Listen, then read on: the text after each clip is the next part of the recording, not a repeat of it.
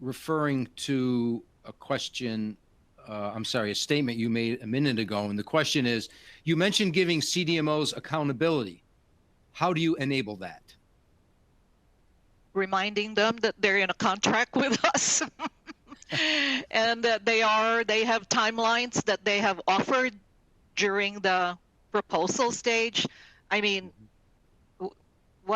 incentivizing them, right? So there are ways to incentivize CMO if they achieve something ahead of schedule. You know, we throw in something monetary, or maybe just have a thank you party, anything. Yeah, and I think if you think longer term, right, some of the incentive is actually future business, right? If they're not performing, right, they may be able to get, I don't want to say get away with it because that sounds like it's intentional, but right, it may be nothing you can do in the near term, but right, the future is that like they're looking for long-term business and long-term clients, and so it's obviously in their best interest, and you can leverage that to be successful for future business. And I think one thing about that too, just to keep the CDMOs on the same page as your expectations, is to really align on those expectations ahead of time.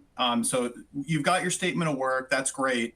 But you really need to ensure that you and the CDMO are thinking the same way about what does an engineering batch mean? What's the success criteria? What does success look like?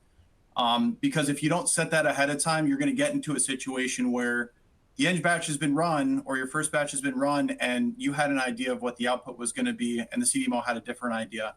So I can't stress enough aligning on those expectations ahead of time. And ways you can do that too, is by working with the CDMO to put together really targeted stage gates before major milestones as part of your manufacturing commitments. And I think that's a good way to kind of open up the dialogue and approach it as a team.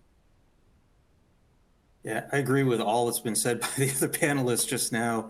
One thing that I would add is in the short term too, showing that it's a give and take relationship if you can. If there's an area where they have a pain point and you can show flexibility to them, they're much more likely to fight for you and get your stuff in there versus other customers that just are constantly demanding things without taking into account the CDMO situation.